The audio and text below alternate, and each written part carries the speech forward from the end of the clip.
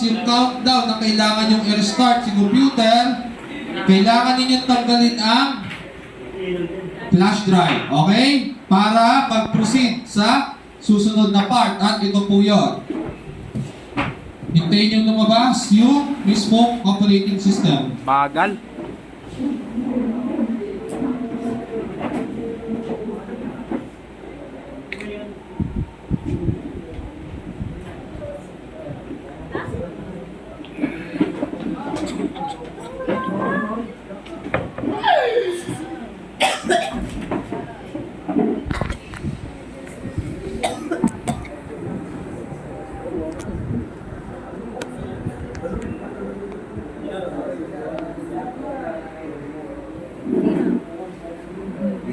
Yes.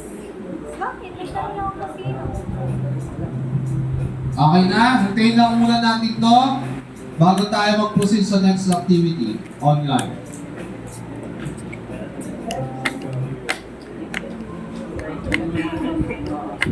Okay, ngayon, makinig. Yung ipapakita ko ay yung procedure kung paano siya i-activate at kung paano i-update. Siguro naman yung iba naabutan yung kahapon, pero sa mga bagong pasok lang dahil nagbabakasyon, eto, pakita natin. Sa ISO natin, hindi na tayo nagma-manual setup.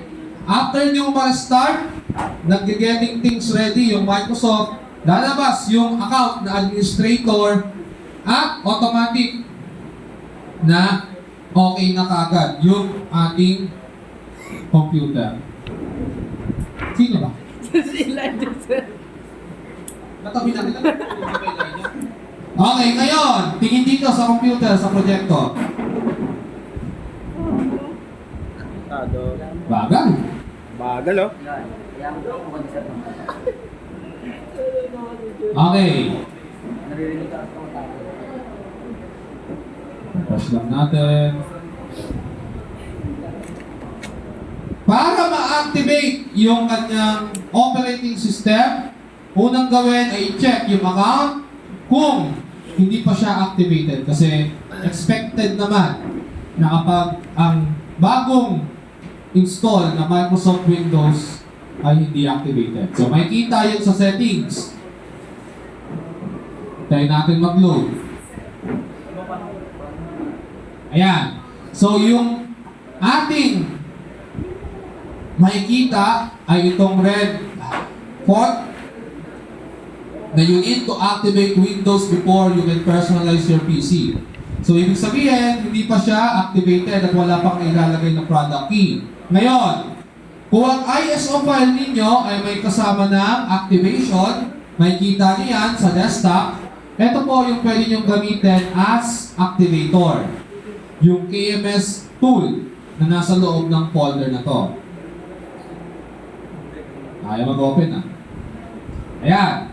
So itong script na to ay ginagamit para ma-activate or ma-bypass yung license ng Microsoft. Pero bago mo i-open yan, dapat nakapatay or naka-turn off yung protection under Windows Security. Paano gagawin yon?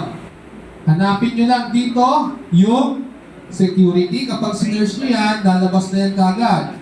O kaya dito sa ibaba, sa tabi ng internet connection, yung shield na icon. Okay, punta kayo sa virus and threat protection. Then, punta dito sa virus and threat protection settings. Press nyo yung manage settings para i-turn off itong mga protection na to. Turn off nyo muna yung real-time protection, cloud delivered, automatic sample submission, at yung tamper protection. Para mag-run yung activator natin.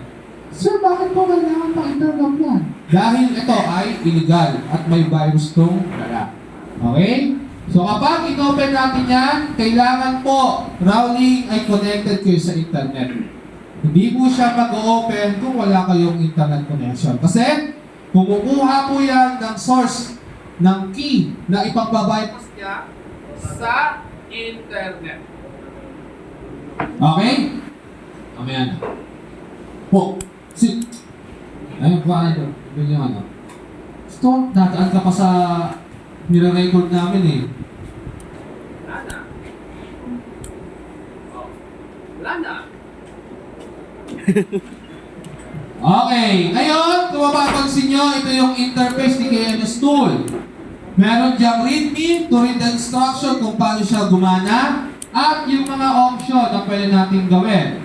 Ngayon, ang ating priority ay yung activate Windows and Office. Okay?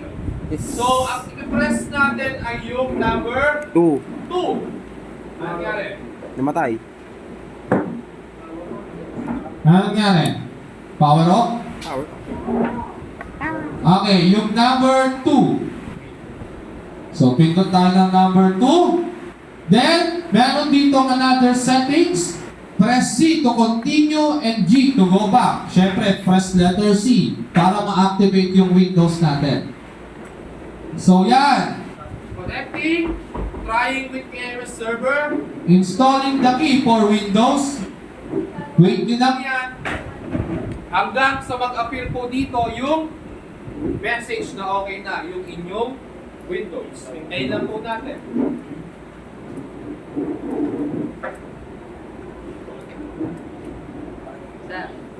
Naka-pre-install po yung script. Dito sa ISO file na to. Pero yung sa iba, wala. Hintayin nyo lang. Kadalasan, ang ibinibigay lang nila ay 180 days. 3, 6, 9, 6 months. Pero kapag hindi naman siya nang hingi ng activation within 6 months, continuous pa rin yung pagiging licensed product ng Windows ninyo. Mostly naman kasi, hindi na nang ihingi yan basta ma-bypass nyo na. Ayan. Pag okay na, magpe-press anything to continue kayo para ibalik kayo sa main panel niya. Para i-check kung activated na yung inyong Windows, punta ulit kayo sa administrator account ninyo. Then, ayan. So kung wala na dito yung nag-appear kanina na Activate yung way. activation sign, ibig sabihin activated na po yan. Okay? Para makasure kayo, BMS. Activation script. Command. Oo nga, yun nga eh.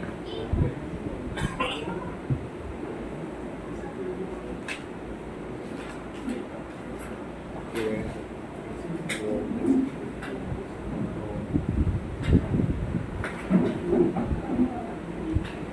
Hindi nag-a-appear si account. Anyways, yun yung ating identity doon, ha?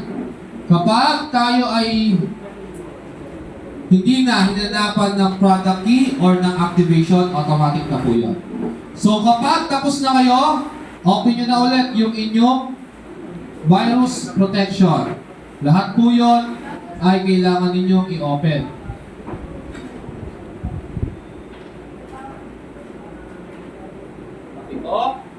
ito, at ito. Ngayon, try natin.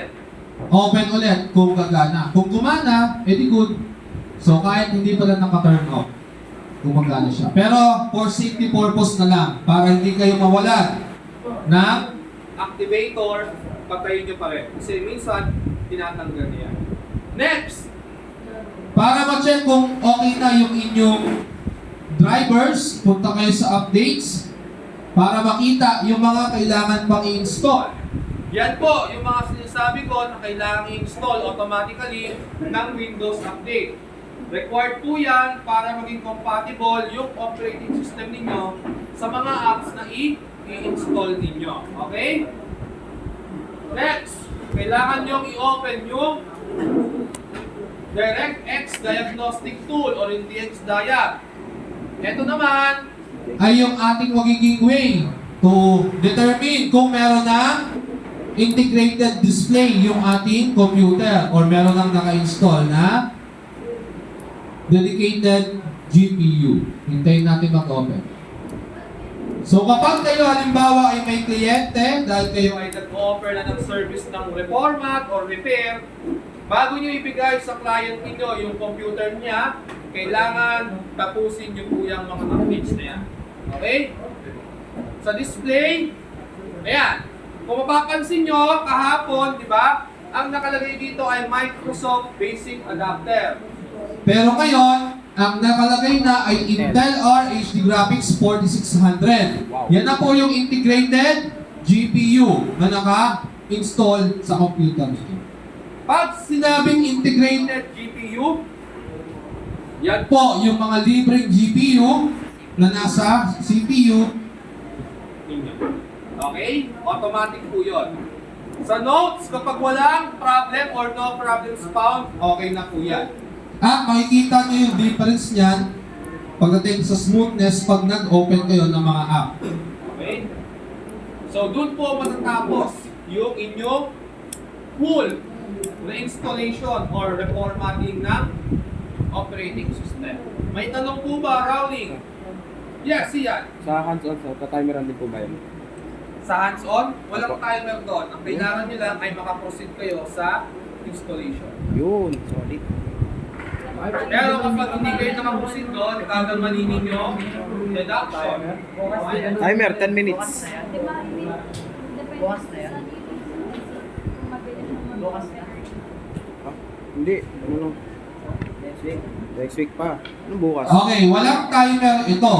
Pero ang kailangan ninyo ay magawa siya ng walang mali at makapunta kayo sa installer nang hindi kayo nauunahan ni computer na mag-load itong desktop. Kasi kapag ito ang nag-open at hindi yung Windows installer, deduction po yun sa inyo. At kung makailang ulit kayo, pabawas yung 100 points. Kaya kailangan mauna kayo sa first or maunahan nyo siya. Ilan yung bawas? Kada mali, minus 5. Una nyo magiging mali dyan, pag hindi nyo sinaksak si flash drive. Kapag hindi kayo pumindot, kapag sinabi ng press any key to boot the USB, or kung hindi naman kaya, ay mali yung boot sequence ninyo. Hindi nauuna si USB. Bubukas na ako ng ilaw. Next activity tayo.